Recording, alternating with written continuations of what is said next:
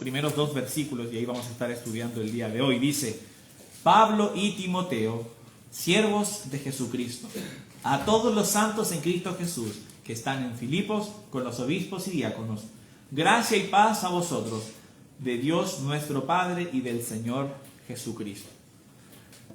Me gustaría que me acompañaran orando, por favor. Padre Celestial, yo doy muchas gracias porque nos podemos congregar el día de hoy. Hay muchos lugares en donde podríamos estar hoy y muchas excusas que podríamos colocar para ausentarnos, pero aquí estamos y doy gracias por eso, porque nos has permitido llegar. Señor, te pido que me des la sabiduría y las palabras correctas para enseñar tu palabra y que podamos ser instruidos por el mensaje que hay en ella, qué es lo que tú deseas que aprendamos y que apliquemos a nuestras vidas, Señor. Tener la mansedumbre y la humildad de poder escuchar el mensaje de tu palabra y de aplicarlo a nuestra vida. Te pedimos eso, Señor, en el nombre de tu Hijo Jesús. Amén. Ok, Filipenses entonces 1, nosotros leímos el versículo 1 y el versículo 2. Estoy feliz. Normalmente yo anoto mis mensajes y aquí yo anoto muchas cosas de aquí. Hay como 3 o 4 hojas de apuntes de la universidad, pero la mayoría, de hecho yo creo que son 3 o 4 como máximo. Lo demás son apuntes de mensajes, ya sea míos o de alguien que esté predicando, por ejemplo el pastor, alguna reunión de varones, y se me acabó el cuadernito, me quedé sin hojas, entonces estoy muy contento. Le voy a colocar así apuntes o comentarios de la Biblia. Comentario de la Biblia, Ignacio Acuñán, así, sería muy bacán. Pero no, estoy feliz de haber llenado este cuadernito. Empecé como en Navidades del año pasado y ya está llenito, así que vamos a llenar otro más. Eso va a ser bien entretenido. La verdad es que yo no era de tomar apuntes, yo era de venir y escuchar, pero me ha servido mucho tomar apuntes. Retengo más los mensajes y cada vez que desee voy a poder acercarme a ellos y ver qué era lo que estudiamos el día que lo vimos, y te recomiendo a que lo hagas. La verdad, tampoco yo era mucho de lápiz y papel. De hecho, yo era mucho de escribir e imprimir. Incluso había visto otros pastores que tienen como sus mensajes en tablets. Y dije, uy, podría tener una de esas. Pero ¿sabes qué? Escribirlo a mano me gusta. No estoy diciendo que sea mejor ni peor, solo estoy diciendo que a mí me gusta mucho más.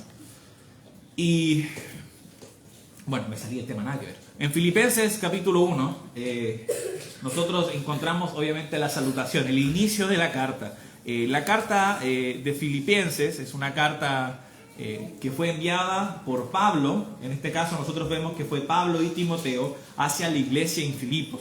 La iglesia en Filipos es una iglesia que nosotros podemos leer de su comienzo en el capítulo 16 del libro de Hechos. De hecho, no tienes que buscarlo, pero si tú quizás no conoces mucho de la Biblia, probablemente aún así recordarás un poco Hechos capítulo 16, porque ahí es donde nosotros tenemos uno de los mejores versículos para poder explicar la salvación. Cuando hay un carcelero que le pregunta a Pablo: señores, ¿qué debo hacer para ser salvo? En el versículo 30 y en el 31 Pablo le dice: cree en el Señor Jesucristo y serás salvo, tú y tu casa.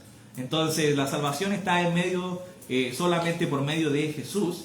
Y en todo el capítulo nosotros vemos el inicio de la iglesia, como Pablo predica a Lidia, vemos también a esta joven que era divina, al carcelero. Esos son estos primeros frutos de la iglesia en Filipos, y qué bonito es poder participar en esas cosas. Te animo también que puedas estar orando. Cuando leo eso yo pienso en Puerto Aysén y en todo lo que se está haciendo para comenzar una iglesia allá, y en cómo comenzábamos en la orilla de un cafecito, algunos poquitos, y ahora tenemos como 12, 13, 14, 16 sillas llenas, y eso ha sido muy bueno. Estoy muy feliz de lo que Dios está haciendo allá también. Entonces Pablo envía esta carta a los filipenses y casi a veces da la impresión de que fuera como quizás su iglesia favorita. No sé, obviamente es una manera de expresar que Pablo tenía mucho cariño hacia ellos, había viajado en algunas ocasiones a verles, y nosotros, a diferencia de otras cartas, cuando tú lees, por ejemplo, Primera de Corintios, Pablo está tratando temas de pecado. Había mucho pecado en la iglesia de Corinto y es por eso de que Pablo envía esa carta.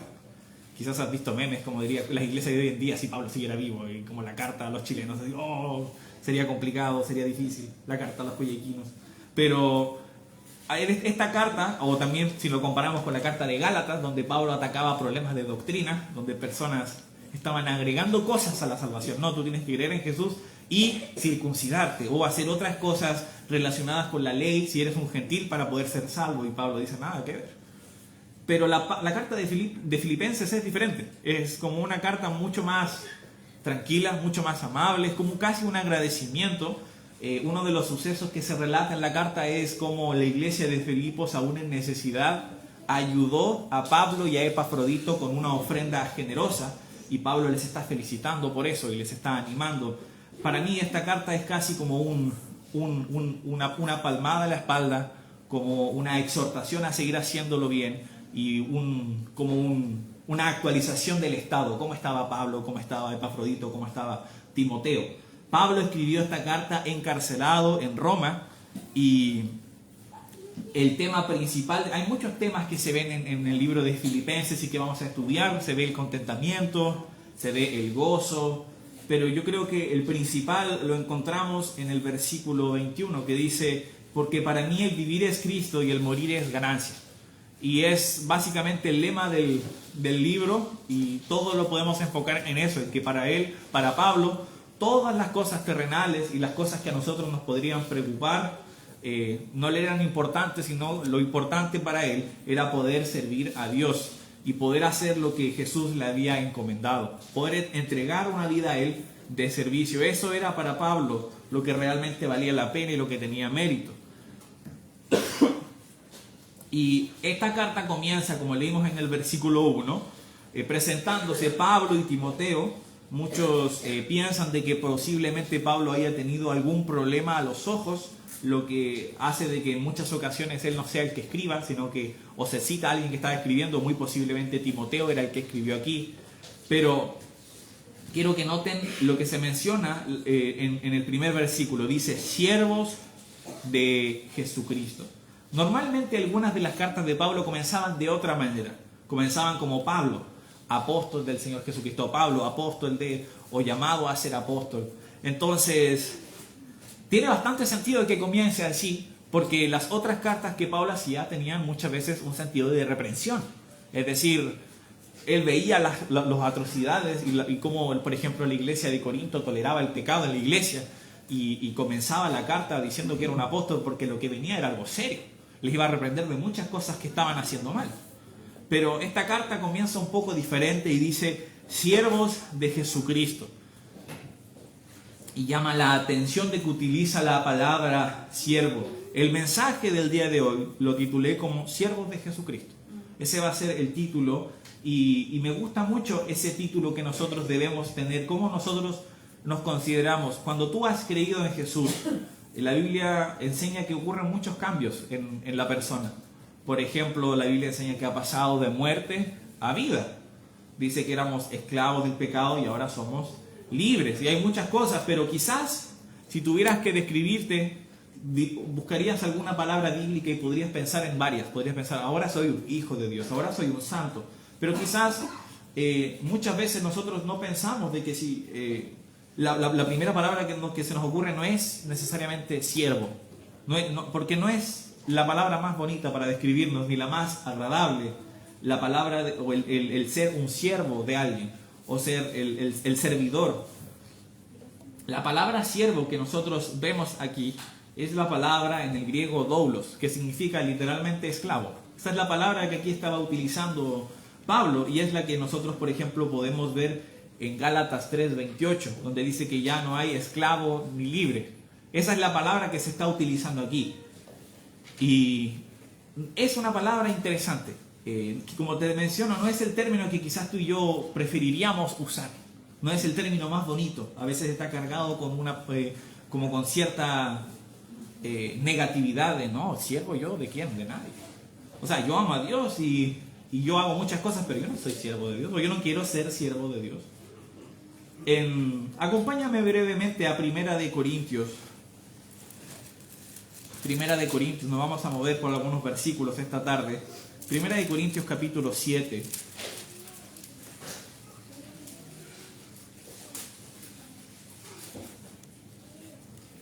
Dice: porque el que en el Señor fue llamado siendo esclavo, liberto es del Señor.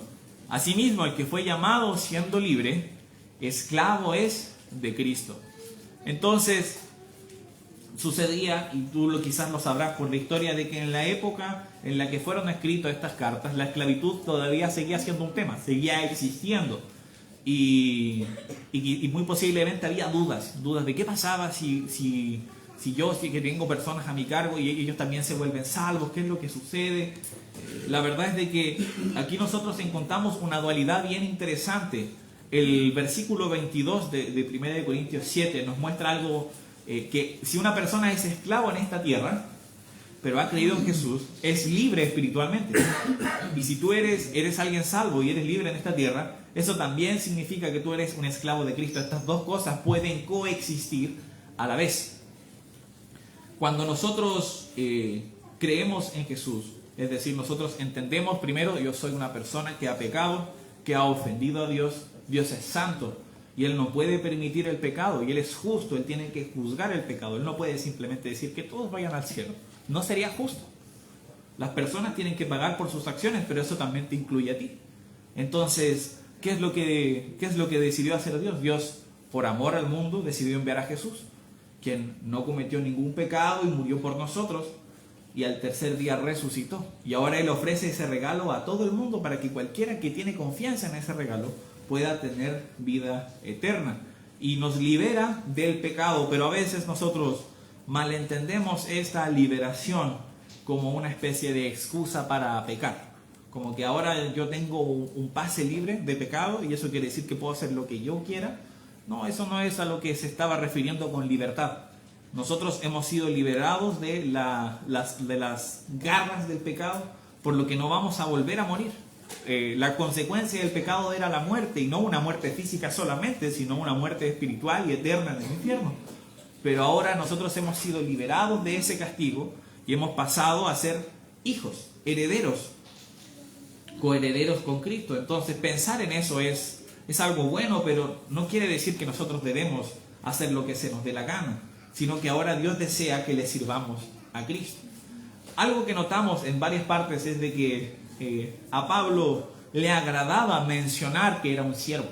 Aquí lo dice como algo, no lo está diciendo como algo negativo, lo está diciendo como algo positivo. Él decía, Pablo y Timoteo, siervos de Jesucristo, algo que le enorgullecía. Como yo me lo imagino con el pecho hinchadito diciendo, nosotros somos siervos de Jesús. Había gozo en anunciar que eran esclavos de Cristo. Y es muy similar cuando tú estudias las leyes que Dios había dado para regular la esclavitud en el Antiguo Testamento. Están en Éxodo 21. Se dan bastantes leyes y en el versículo 5 hay una particularidad de Éxodo 21 y mencionaba de que si había una persona que estaba bajo servidumbre y que deseaba quedarse con su amo porque su amo era bueno, podía hacerlo. Y eso lo encontré interesante porque, en primer lugar es bueno de que cuando tú lees la esclavitud del Antiguo Testamento no pienses en la esclavitud que tú ves en películas o cosas así. Era muy diferente. Era más que nada por temas de negocios y de deudas, y era temporal y no tenía nada que ver con la denigración de un tipo de persona, como que decías, no, estas personas son inferiores, por eso son esclavos. No se estaba hablando de eso, sino que era por temas de deudas y era algo temporal, pero había una particularidad. Si el amo con el que tú estabas era un amo bueno, entonces tú podías quedarte con él. Y nosotros vemos ese tipo de actitud en Pablo y en Timoteo. Ellos anunciaban que eran siervos de Jesús de manera abierta, porque claramente, ¿qué mejor Señor que el Señor, que nuestro Padre Celestial, que el Señor Jesús? Algo particular para tú poder ser un siervo o un esclavo era que tenías que ser comprado. Las personas eran vendidas en mercados y nosotros hemos sido comprados por un precio. Acompáñame a Primera de Pedro, por favor. Capítulo 1. Primera de Pedro, capítulo 1 y el versículo 18. Dice, sabiendo que fuisteis rescatados de vuestra vana manera de vivir. ¿Ves la palabra rescate? La cual recibisteis de vuestros padres, no con cosas corruptibles como oro o plata, sino con la sangre preciosa de Cristo, como de un cordero sin mancha y sin contaminación. Entonces, nosotros, una muy buena palabra para explicar esto es, fuimos redimidos. Esta palabra quiere decir comprados, sacados del mercado de la esclavitud.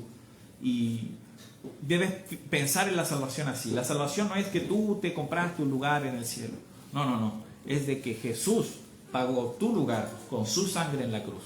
Entonces ahora nosotros podemos tener vida eterna porque Él pagó el precio y ahora eres libre de la esclavitud, del pecado y de la muerte porque Él pagó la muerte que tú tenías que pagar.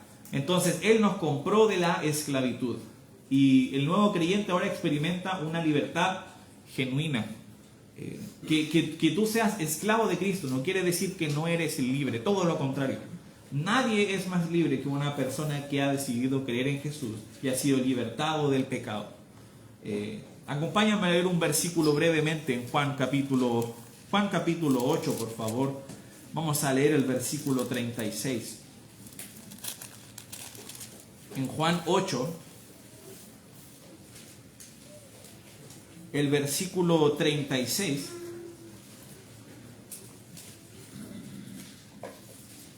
Dice, así que si el Hijo os libertare, seréis verdaderamente libres.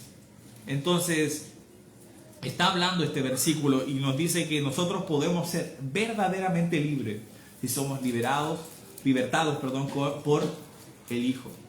Y, ¿sabes qué? Creo que una de las mejores sensaciones que nosotros podemos experimentar es cuando eres liberado de algo, o libertado de algo que te tenía de alguna u otra manera oprimido.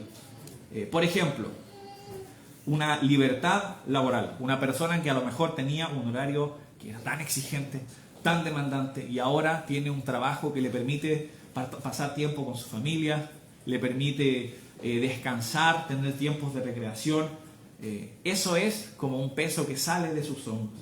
Quizás tú has experimentado ese tipo de libertad. O a lo mejor alguien que tiene libertad financiera. Una persona que pasó años y años con el peso de la deuda. Y luego, gracias a la ayuda y la provisión de Dios, es capaz de pagar esa deuda y vive sin deuda. Y tiene la libertad de poder ser generoso y de ayudar a personas en necesidad. Entonces, eso es un peso en sus hombros. Y yo sé que tú quizás piensas en muchas áreas en tu vida en las que necesitas liberación, como las que mencioné ahora. Quizás en tu vida no necesitas la liberación, como te mencionaba, necesitas ayuda a la hora de poder manejar tus finanzas o de poder escoger el área laboral. Pero la mejor sensación de liberación que tú vas a poder experimentar es cuando seas libertado de los pesos y de los grilletes que el pecado tiene en tu vida. Ese peso y esa ligereza es realmente indescriptible. Es maravilloso poder saber de que tú ahora has pasado de muerte a vida, que el Señor Jesús es tu Padre y tu Señor, y ahora no tienes que preocuparte de tu eternidad porque estás seguro, guardado en las manos de tu Padre. Un ejemplo que yo pensaba en esto, dije, ¿cómo yo puedo ilustrar de manera física ese sentimiento de liberación? Yo no sé si aquí hay alguien alguna vez que ha utilizado, lo conversaba esta semana con la hermana Ani, había algo utilizado pesas para las manos o para los pies. Uno las amarra o en los tobillos o en las muñecas y hay de diferentes pesos. Yo me acuerdo cuando era chico, como si fuera muy viejo, pero cuando estaba en el liceo. Creo que fue hermano Dusan, él me prestó unas pesas y yo me las puse en los tobillos. Salí temprano porque al liceo había que llegar como a las 8:15, entonces salí de la casa como a las 7:30, me fui caminando. No era tanta distancia, yo vivía cerca de Victoria con Bilbao y caminando, si yo estudiaba en el San Felipe, entonces caminando hacia la plaza no era tanto y yo a veces iba corriendo incluso. Y yo estuve todo el día con eso. Ese día, menos mal, no tuve educación física, porque no sé cómo lo habría hecho, pero yo dije, no me las voy a sacar nunca. Entonces, todo el día moviéndome en clases, después en los recreos, caminando por los pasillos, por las pesas, y después salí tarde, porque nosotros algunos días salíamos a las 7:30, y incluso algunos días aún más tarde, porque participaba en el coro del liceo.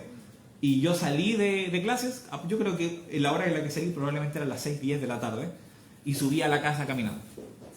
Y después llegué a la casa, me bañé, porque estaba sudado con esas pesas, y después me saco las pesas. Y es de verdad como si no tuvieras piernas, es como que te sientes como que tus piernas fueran dos plumas, y podías correr y saltar. Después de sacarte ese peso te sentías tan ligero. Y yo pensaba en esto para explicar, cuando el pecado, tú vives siendo esclavo del pecado, la gente piensa que es libre. Piensa que hace lo que realmente quiere, pero no. Es esclavo de sus deseos y no pueden llevar vidas fructíferas. Pero cuando nosotros somos liberados del peso del pecado y pasamos a ser siervos de Jesús, es cuando realmente podemos sentir esa libertad y esa liviandad de poder caminar sirviéndole a Él, realmente y siendo verdaderamente libres. Algo que viene con la servidumbre, y es algo de lo bueno de poder decir yo quiero ser un siervo de Dios, es que los siervos son responsabilidad de su maestro. Y eso es algo que trae mucha paz. Yo durante la época del liceo, obviamente en clases de historia tuvimos que estudiar mucho acerca de historia del mundo, y me acuerdo haber estudiado también parte de la esclavitud. Incluso tuvimos que leer un libro, era una novela que estaba basada en una persona afroamericana que sufrió la esclavitud. Pero en su vida él vivió sirviendo en una casa y después pasó a otra casa y tuvo buenos maestros y malos maestros. Y había los maestros o los amos que eran malos, y quizás tú lo has visto quizás leyendo o viendo documentales o viendo películas o viendo series. Pero los malos maestros normalmente era ¿por qué? Porque ellos trataban sin dignidad a las personas que tenían a su cargo, no se preocupaban de sus necesidades, les daban trabajo hasta que no eran capaces de trabajar más. Esa era como la característica y la imagen que uno tiene de las cosas que sucedían. Pero por otro lado había personas que les trataban bien, les trataban con dignidad y humanidad a las personas que vivían en esclavitud y se preocupaban de las necesidades y de cada una de las cosas que ellos necesitaran y de las cosas básicas. Yo veo esas historias y yo no sé cómo eres tú a lo mejor para ver películas, pero cuando yo veía o leía cosas así, a mí me emocionaba. Me emocionaba pensar las cosas que pasaban. Yo era bien llorón para ver películas. Y ver una película donde alguien a lo mejor estaba sufriendo esclavitud y alguien le mostraba una pizca de dignidad, yo me quedaba y lloraba. Yo veo esas historias y uno le alegra que bueno que en esa época aún había personas, muchas veces creyentes de la Biblia, que entendían de que las personas merecían dignidad y se preocupaban de sus necesidades. Y yo pienso, ¿cuánto más nuestro Padre Celestial, que se preocupa de nuestra necesidad? Busca la persona más buena, altruista, benigna, bondadosa, misericordiosa, y que fuera el Señor de tu vida. Pon a esa persona como Señor de tu vida. No va a ser ni la mitad del mejor trabajo que haría el Señor Jesús. Si tú tienes a Dios como tu Señor y tú eres su siervo, Él realmente se va a preocupar de que tú tengas todo lo que necesitas si realmente estás dispuesto a servirle. Nosotros vemos eso y es una promesa bíblica en Mateo 6, cuando Dios dice que si nosotros buscamos primeramente su reino y su justicia, Él promete añadir las cosas necesarias, la comida, la bebida y el abrigo. Si nosotros volvemos a Filipenses, y no quiero ahondar tanto en este versículo porque eventualmente vamos a llegar a él cuando estudiemos, pero en Filipenses capítulo 4, en el versículo 19, nosotros leemos: mi Dios pues suplirá todo lo que os falta conforme a sus riquezas en gloria en Cristo Jesús. Entonces, ¿bajo qué contexto esto se había dicho? No es que Dios simplemente o hay una promesa aquí como, no, tú tienes que hacer todo esto y nunca más te va a faltar nada. No era una promesa vacía. No quiero que tú pienses de que, el hermano Nacho está predicando como estos predicadores de la prosperidad. Nada más lejos de la realidad. Pero lo que nosotros aquí encontramos es de que los filipenses habían decidido obedecer a Dios, aún en su necesidad, y a poder apoyar a Pablo financieramente, apoyarles con una ofrenda para que ellos pudieran sobrellevar probablemente lo que era la enfermedad de Epafrodito, y Dios les ayudó a poder dar aún cuando les dolía, y cuando estaban en mucha y extrema pobreza los filipenses, y Pablo dice: yo lo recibí y lo agradezco, y no digo esto para que me den, Dios va a suplir las necesidades que ustedes tienen. Entonces la promesa es: si yo decido seguir a Dios y obedecer, Él se preocupará de suplir todas las cosas que yo necesito, porque Él es mi maestro. Si yo soy su siervo, Él va a ser mi Señor. El siervo, si nosotros seguimos pensando en cómo es un siervo no escoge a dónde trabaja. es su maestro quien lo decide. Yo recuerdo haber conversado con un joven, esto fue cuando yo pude estar allá sirviendo y conociendo una iglesia en Tijuana. Conversaba con un muchacho de como mi edad, él tenía como 24, y hablábamos un poquito porque él me decía que él estaba preparándose para poder ser pastor, y él iba a ser pastor en una ciudad muy cercana de Tijuana, que se llamaba Rosarito. Y él me decía de que cuando él era joven, él le decía a su pastor que estaba dispuesto para ayudarle en lo que sea, menos ser pastor. Y esa era su manera. No, pastor, yo quiero ayudarle en lo que sea, menos ser pastor. ¿Sabes qué? Ningún siervo puede actuar así con su Señor. A veces nosotros pensamos y decimos, no, pero yo voy a estar dispuesto para lo que tú necesites. Señor, úsame para lo que tú quieras. Yo quiero ser útil en esta iglesia, quiero ser útil en mi familia. Pero cuando el Señor nos coloca algo enfrente, decimos, no, pero eso no, Señor. O sea, sí, quiero hacerte útil, pero no en eso. Tú entiendes, Señor, tú entiendes. No, esa no es una actitud de servicio. Cuando nosotros nos acercamos a Dios y decir, Señor, yo quiero ser tu siervo, es decir, Señor, haz conmigo lo que tú quieras. Y hay que ser consciente de lo que significa decir esa frase. Eso quiere decir de que si el Señor desea, voy a dar un caso un poco más extremo. Tú llevas años sirviendo en una iglesia y Dios ha puesto en tu corazón el ser misionero en China. ¿Tú estarías dispuesto a hacerlo? Probablemente no estarías dispuesto a decir, sí, amén. Quizás si yo te digo, Dios desea que ayudes a tu iglesia local en el evangelismo, probablemente dirías, sí, no hay problema. Pero ser misionero en China, no, hermano, yo no estaría dispuesto tanto. Entonces no estamos dispuestos a ser realmente siervos genuinos. Y aquí yo lo digo porque muchas veces yo también me acerco a Dios así y digo, Señor, yo quiero servirte en lo que tú quieras. Pero cuando ideas pasan por mi cabeza digo, no sé si estaría dispuesto a hacer eso. Entonces mis palabras no fueron sinceras. El siervo debe estar dispuesto a hacer lo que su Señor dice. Buscando versículos que nos hablen de esto, encontré uno en 2 de Samuel capítulo 15 y quiero que veamos la actitud de estas personas hacia su rey. Segundo libro de Samuel, el capítulo 15.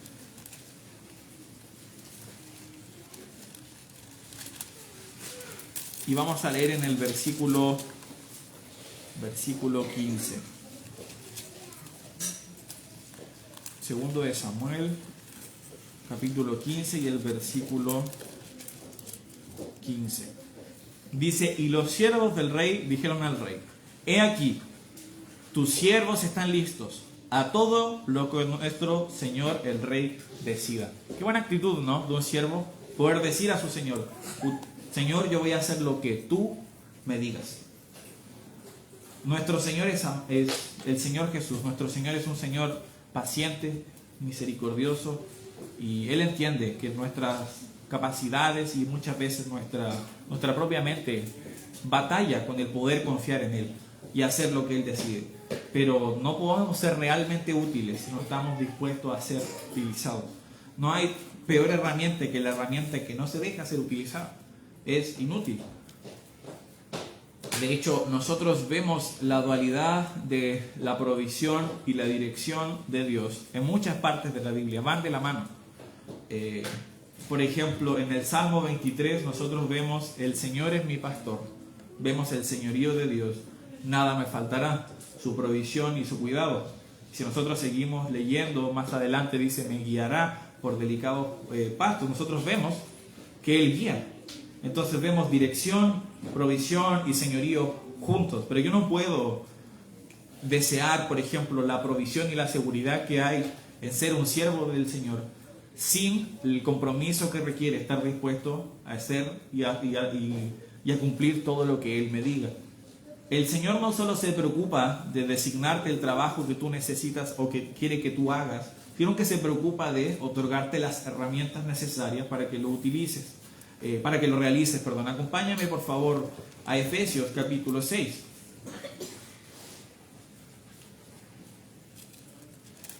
Efesios capítulo 6.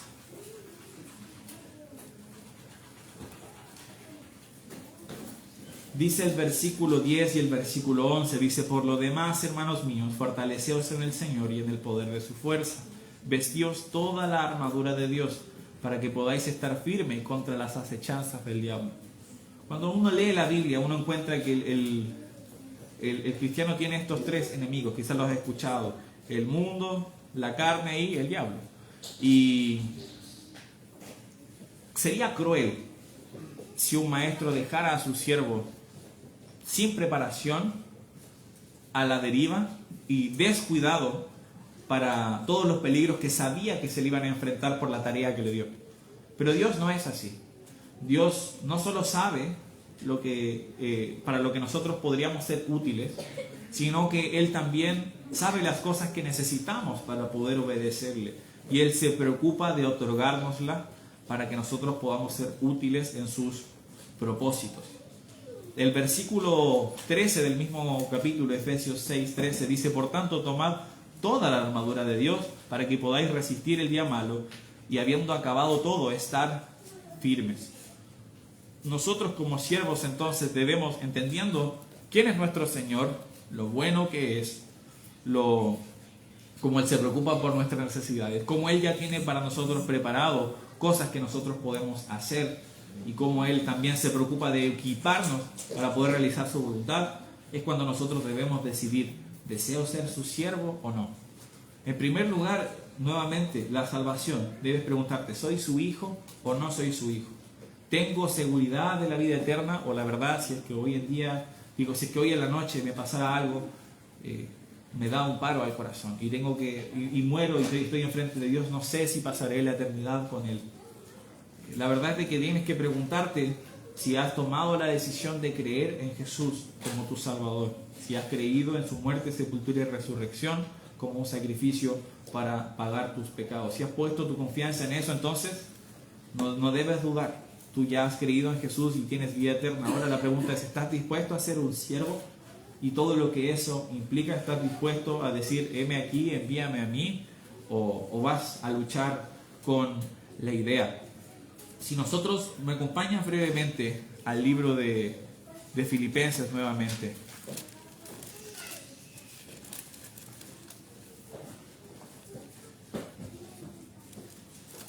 Y nosotros hacemos una pequeña recapitulación.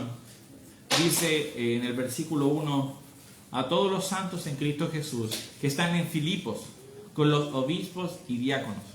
Cuando yo leí eso me dio mucha alegría, porque cuando tú lees en Hechos 16 cómo comenzó esa iglesia, se mencionan algunas personas, la habíamos hablado de ellas: Lidia, esta joven que era divina, y luego tenemos al carcelero, y ahora había pasado tiempo y dice que hay obispos y diáconos.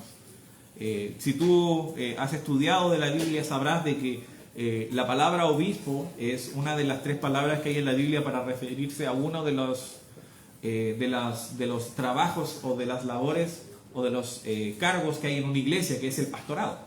Entonces, pastorado o también obispado es una palabra, o la palabra anciano también refiere a quienes están con el título de pastor. Y después, cuando en la iglesia hubo una gran necesidad y los que estaban preocupados de la enseñanza empezaron a dejar de lado la enseñanza para preocuparse de labores más mundanales, no tenían tiempo de orar, no tenían tiempo de escudriñar, entonces surgió el diaconado, que son personas que se encargan de las labores más cotidianas en una iglesia, para permitir que las personas que están enseñando, en este caso él o los pastores, puedan preocuparse a la oración y al estudio de la palabra. Y podemos ver que en esta iglesia había estructura.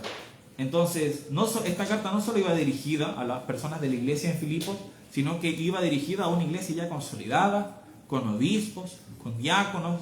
Todo esto lo había podido lograr Pablo, pero había sido gracias a la ayuda que había recibido de Dios. Estas son las cosas que puede conseguir un siervo si decide ser materia dispuesta y decir: Señor, tú haz lo que quieras, puedes utilizarme para tus propósitos. Pablo fue utilizado para comenzar tantas iglesias.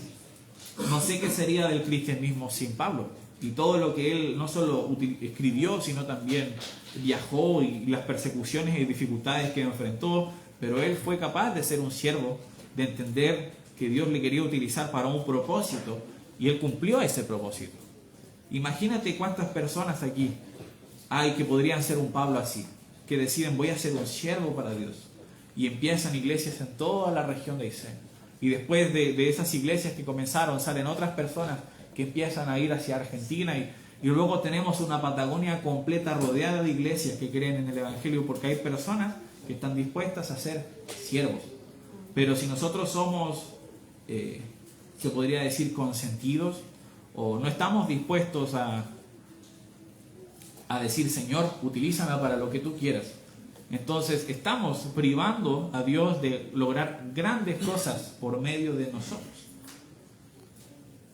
Y te estás privando de poder tener al mejor Señor que podrías tener. Aquel que es capaz de suplir tus necesidades, de otorgarte un propósito y las herramientas que necesitas para cumplir ese propósito.